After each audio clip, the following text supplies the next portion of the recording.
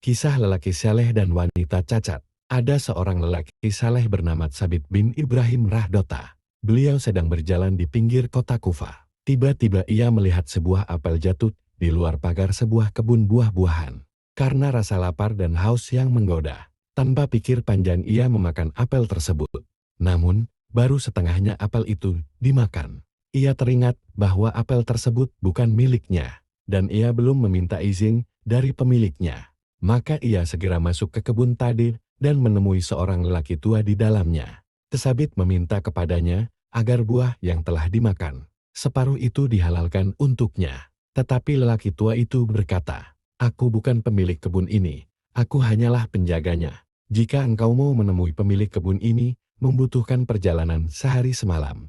Tsabit bin Ibrahim tetap bertekad menemui pemilik kebun itu. Lah berkata, "Tidak mengapa aku akan menemuinya meskipun rumahnya jauh.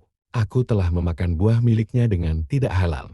Bukankah Rasulullah SAW telah mengingatkan kita dengan sabdanya, siapa yang tubuhnya tumbuh dari yang haram, maka neraka lebih layak untuknya." Tsabit pergi ke rumah pemilik kebun itu dengan menempuh masa sehari semalam perjalanan. Sesampainya di sana, ia mengetuk pintu dan memberi salam. Pemilik itu pun keluar. Tsabit dengan sopan berkata kepadanya, "Wahai tuan yang pemurah, saya sudah terlanjur memakan setengah dari buah apel milik tuan yang jatuh keluar pagar kebun tuan. Karena itu maukah tuan menghalalkan apa yang sudah saya makan?" Lelaki itu mengamati Tsabit dengan cermat. Setelah beberapa lama berdiam diri, lalu tiba-tiba ia berkata, "Tidak, saya tidak menghalalkan buah itu kecuali dengan satu syarat."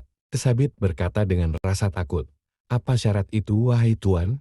Lelaki itu menjawab, "Syaratnya adalah engkau harus mengawini putriku." Tsabit bin Ibrahim tidak memahami maksud lelaki tersebut. "Apakah hanya karena makan buah apelmu yang jatuh di luar pagar, aku harus mengawini putrimu?"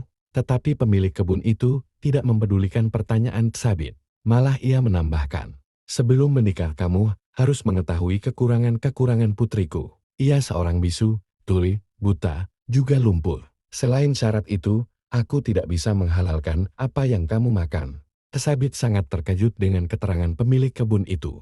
Ia masih tidak paham kenapa hanya gara-gara memakan setengah buah apel yang jatuh di luar pagar harus dibayar dengan perkawinan. Namun dengan mantap Tsabit menjawab, "Aku menerima syarat itu karena aku telah bertekad untuk bertransaksi dengan Allah SWT. Insya Allah, aku akan menunaikan hak-haknya dan kewajibanku kepadanya. Semoga Allah meridaiku." Maka pernikahan pun dilaksanakan. Setelah usai pernikahan, ketika akan memasuki kamar istrinya, Tsabit berniat tetap akan memberi salam, walaupun istrinya tuli dan bisu. Ia pun mengucapkan salam, "Assalamualaikum," dan tidak disangka istrinya yang dikatakan bisu itu dapat menjawab salamnya dengan baik.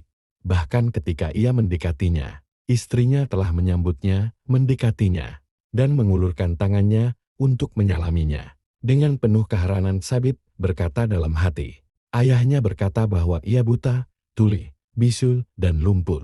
Tetapi ternyata ia bisa menjawab salamku, lah bisa menyambut kedatanganku, dan bisa memberikan tangannya untuk menyalamiku. Setelah Tsabit duduk, ia bertanya kepada istrinya, "Ayahmu mengatakan bahwa engkau buta, mengapa?" Istrinya menjawab, "Lah benar, karena aku tidak pernah melihat apa-apa yang diharamkan Allah."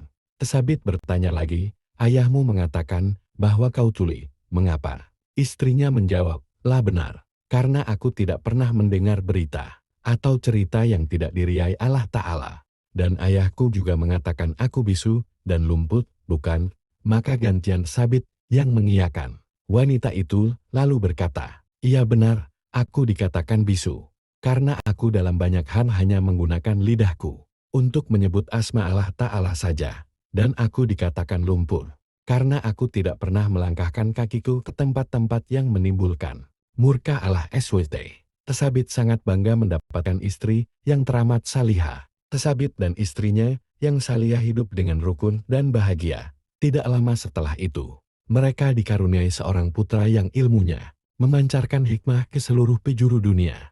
Dia itulah Imam Abu Hanifah An-Nu'man bin Tsabit Rahdota. Wanita seperti itu memang layak menjadi ibu bagi Imam Abu Hanifah, yang dengan ijtihadnya dapat menyusun 83.000 masalah fikih.